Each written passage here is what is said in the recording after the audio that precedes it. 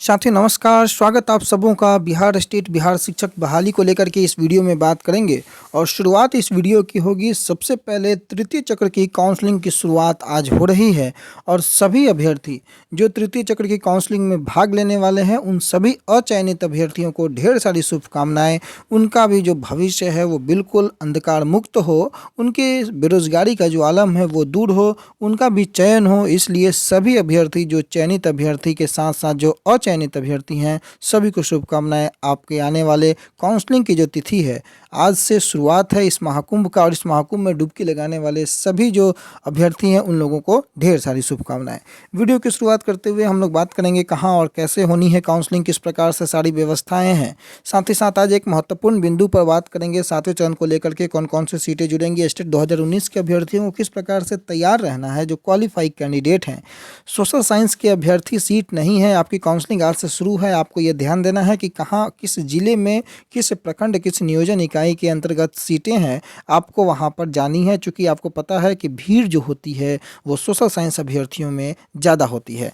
सभी बिंदु को हम लोग 1 बाय 1 चलेंगे। अखबारों के माध्यम से जो कुछ भी आज बड़ी खबरें प्रकाशित की गई हैं सभी को हम लोग यहाँ पर देखेंगे और विश्लेषण करने का प्रयास करेंगे। छोटे से वीडियो में सभी को समाहित करने का प्रयास करेंगे। तो शुरुआत हम करते हैं कि सोशल साइंस के अभ्यर्थियों के लिए जो प्राइमरी की जो प्रक्रियाएं शुरू हो रही हैं काउंसलिंग की, उसमें कहाँ सीटें नहीं है। ये मुजफ्फरपुर की खबरें हैं। लाउड स्पीकर की व्यवस्था है। शिक्षक नियोजन प्रक्रिया जो आज से चालू है, वरीयता क्रम से पुकारे जाएंगे अभ्यर्थियों के नाम। सब सूची जो है डीईओ को भेजना अनिवार्य है।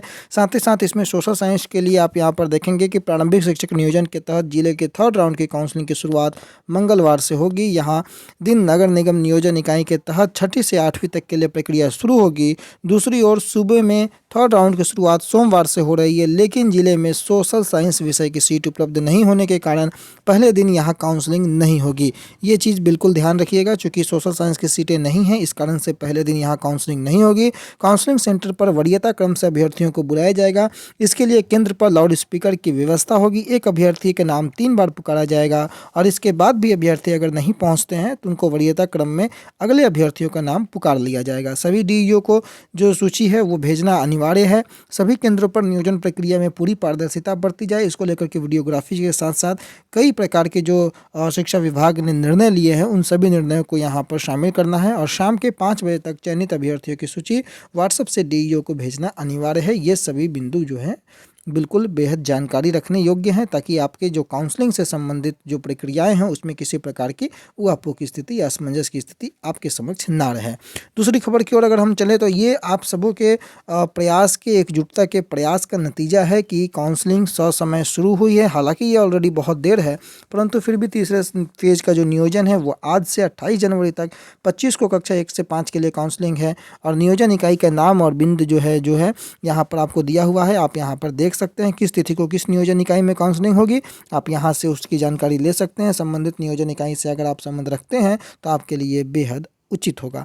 गड़बड़ी के आरोप में रद्द नियोजन इकाइयों की भी काउंसलिंग होगी। जहां पर नहीं हुई है वहां के लिए भी काउंसलिंग हो गई। और कोरोना संक्रमण के दौरान ये काउंसलिंग कहीं ना कहीं सभी अभ्यर्थियों में एक खुशी का माहौल यहाँ पर आपको देखने को मिल रहा है कि सभी अभ्यर्थी जो इंतजार में थे उनको काउंसलिंग की प्रक्रिया में आज से भाग लेने का मौका मिला है।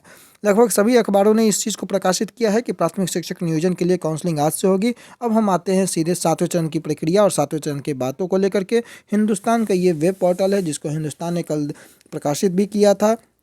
और क्या महत्वपूर्ण बिंदु हैं आप यहाँ पर देखें। लगभग पिछले 3 दिनों से 7वें चरण की बातें जो है निकल करके सामने आ रही हैं और मंत्री जी के माध्यम से ये कहा जाना 7वें चरण को लेकर के और किस प्रकार से बहाली हो पाएगी 7वें चरण में, सीटें कैसे कैसे जुड़ पाएंगी, कौन से विद्यालयों में कितनी सीटें अवेलेबल हो पाएंगी, सारे बिंदुओं को अगर हम लोग चर्चा में लाएँ तो मंत्री जी ने कहा कि संभावित उम्मीदवारों के बीच नियुक्ति पत्र प्राप्त करने को बेताबी से वो अवगत है। ये बात हो रही है प्रारंभिक शिक्षकों की, लेकिन सरकार के नियंत्रण से परे कारणों की वजह से इसे ज़्यादा कुछ नहीं किया जा सकता था। और इसके बाद उन्होंने 7वें चरण की चर्चाएं की। उन्होंने कहा कि इसके तुरंत बाद यानी कि 6ठे चरण के तुरंत बाद हमारी प्राथमिकता यानी कि सरकार की प्राथमिकता जो है वो 7वें चरण को शुरू करने की है, ताकि यह सुनिश्चित किया जा सके कि प्रत्येक पंचायत में, ये ध्यान देने योग्य बातें हैं कि प्रत्येक पंचायत में जो अपग्रेड उच्च माध्यमिक विद्यालयों में से किसी में भी जिसे सरकार ने बढ़ती मांग के अनुरूप सुधार के लिए खोला है वहाँ शिक्षकों की कमी ना हो। आपको हमने लगातार बताया है कि जो प्रत्येक पंचायत में जो अपग्रेड माध्यमिक उच्च माध्यमिक विद्यालयों को खोला खोला गया है वहाँ पर शिक्षक बिल्कुल नदारद है। एक एक शिक्षक, कहीं कहीं तो शिक्षक विहीन विद्यालय हैं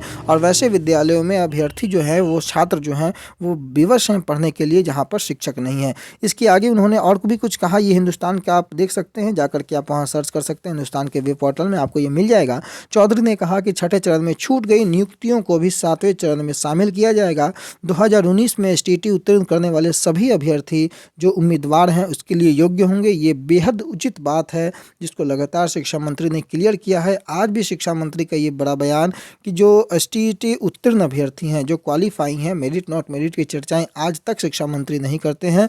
ये बात 26 जून के लेटर के माध्यम से ही निरस्त हो चुकी है, अर्थहीन हो चुकी है। परंतु आज भी उसी मेरिट और नॉट मेरिट के आधार पर लाखों की चंदा उगाहिया जोरों पर है। हमने लगातार अभ्यर्थियों को सचेत करने का प्रयास किया है। अभ्यर्थी अपने विवेक के अनुसार निर्णय लेंगे कि आगे उन्हें करना क्या है। परंतु जो सरकार का जो निर्णय है, सरकार का जो रुख है, उसको आप देखें कि जो छठे चरण में जो नियुक्तियां जो छूट जाएंगी उनको 7वें चरण में समाहित किया जाएगा। बिल्कुल आपको पता है कि छठे चरण में अभ्यर्थी बिल्कुल नदारद हैं। केवल एक विषय को छोड़ दिया जाएगा तो इवन कंप्यूटर साइंस में भी अभ्यर्थी बेहद कम है। मैं कंप्यूटर साइंस को लेकर के डाटा आपको आने वाले समय में दिखाऊंगा कि किस प्रकार से अभ्यर्थी की सूची जो है वो बिल्कुल गायब है, अभ्यर्थी नदारद है। अन्य विषयों की बात भी आप छोड़ दें, केवल सोशल साइंस में थोड़ा सा भीड़ होने के कारण अभ्यर्थियों की संख्या वहाँ पर ज़्यादा है और जो भी रिक्तियाँ लगभग 32,000 के आसपास की जो सीटें हैं वहाँ पर हैं और उसमें से अगर 5 से 10,000 भी सीटें अगर भर जाए तो वो बहुत कहलाएंगी। बाकी जो सीटें बचेंगी वो कहीं ना कहीं 7वें फेज में ऐड होंगी। और इस बार जो मंत्री जी ने कहा है कि एसटीईटी उत्तीर्ण करने वाले सभी उम्मीदवार इसके लिए योग्य होंगे, पात्र होंगे। अब एक बार योग्यता परीक्षा उत्तीर्ण करने वाला उम्मीदवार हमेशा आयु सीमा को छोड़कर पात्र होगा। ये है एनसीटीई का आदेश जिसको शिक्षा मंत्री ने पुनः एक बार दोहराया है और इसी के आधार पर सभी की जो पात्रता है वो लाइफ टाइम हुई है। 2011 के साथ सामंजस्य बैठाते हुए 2019 के क्वालिफाइयों को भी मौका मिला है।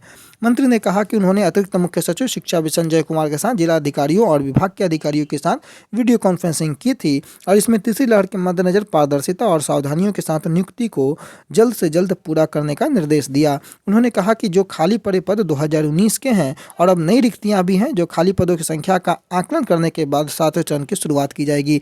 मतलब आप समझे कि 2019 से 2021 तक की जो रिक्तियां हैं, जो खाली है, जो सेवानिवृत्त हैं, जो मृत है, उनके साथ साथ अब नई रिक्तियां भी जो होंगी, जो नई अपग्रेड जो इस प्रकार से स्कूल हुए थे उनमें जितनी रिक्तियां हैं उसको भी जोड़ने का प्रयास आकलन करने के बाद जो है 7वें चरण की शुरुआत होगी। तो ये सीटों को लेकर के, बढ़ोतरी को लेकर के एक अच्छा संकेत है, बेहद अच्छा संकेत है कि जो नई रिक्तियां हैं उसको भी जोड़ने की बात 2019 के से 21 के साथ साथ अब आगे देखना होगा कि किस प्रकार से अभ्यर्थी इस बात पर दबाव बनाते हैं। सरकार का रुख आप लोग समझें, अभी 33,916 पर दबाव बनाना है कि सरकार जो है उस 33,916 को ऐड करे ताकि जो अभ्यर्थी हैं वो बिल्कुल निश्चिंत हो पाएँ अपनी अपनी बहाली को लेकर के।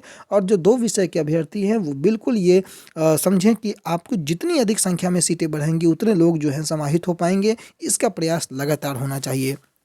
अपग्रेड हायर सेकेंडरी स्कूलों को भी शिक्षकों की जरूरत है। सरकार ने इससे पहले पंचायत चुनाव को देखते हुए 29 जुलाई को जो अधिसूचना जारी करके स्कूल शिक्षक भर्ती कार्यक्रम को अगले आदेश तक टाल दिया था, ये आप सभी को पता है। तो जो मुख्य बातें थी, जो जानने योग्य थी, जो सभी अभ्यर्थियों के लिए बेहद उपयोगी थी, सीटों को बढ़ाने को लेकर के, नई रिक्तियों को समाहित कर आकलन करने को लेकर के, 7वें चरण की शुरुआत को लेकर के, 2019 से 2021 तक की रिक्तियों को समाहित करने को लेकर के और सभी योग्य उम्मीदवार जो स्टेट 2019 के क्वालिफाई हैं उन सभी उम्मीदवारों को आगे मौका देने को लेकर के शिक्षा मंत्री ने एक बार पुनः हिंदुस्तान को ये बातें बताई हैं और हिंदुस्तान ने इसे प्रकाशित किया है। तो कहीं से भी अब 7वां चरण दूर नहीं नजर आता है, परंतु अभ्यर्थियों को ये अब सचेत होना है, समझना है कि किसी भी प्रकार के जो जालसाज लोग हैं उनके चक्कर में ना पड़े, सिर्फ और सिर्फ अपनी बहाली को पूर्ण कराने के चक्कर में रहें। बहाली जल्द होगी, इसका दबाव बनाए रखें। सीटों की संख्या किस प्रकार से बेहद जरूरी है बढ़नी, उसको लेकर दबाव बनाना बेहद आवश्यक है। लग जाइए, ये अंतिम 1 महीना जो है जो आप लोगों के समक्ष है, आपको जी तोड़ मेहनत करनी है सिर्फ और सिर्फ विभाग पर दबाव बनाने को लेकर के। उम्मीद होगा इस वीडियो के माध्यम से सभी जो क्वालिफाई अभ्यर्थी हैं उनके मन को थोड़े से रिक्तियों को लेकर के, जो सीटों को लेकर के जो ऊहापोह की स्थिति, असमंजस की स्थिति उनके बीच विद्यमान थी, वो थोड़ी कम हुई होगी। आने वाले समय में जो भी अपडेट होंगे शिक्षा विभाग से संबंधित, बिहार स्टेट से संबंधित, शिक्षक बहाली से संबंधित, सभी को आपके सामने लाने का प्रयास करेंगे। तब तक के लिए आप अपना बहुत ख्याल रखें, कोरोना से खुद को भी बचाएं, आसपास के लोगों को भी जागरूक करें, सेफ रहें, सुरक्षित रहें। जान है तो जहान है, इसी मंसूबे के साथ इस वीडियो को यहीं समाप्त करते हैं। और आज जो भी अभ्यर्थी भाग लेने वाले हैं काउंसलिंग में, एक बार पुनः उनके निकट भविष्य के लिए ढेर सारी शुभकामनाओं के साथ इस वीडियो को यहीं छोड़े जाते हैं। अपना बहुत ख्याल रखिए। धन्यवाद।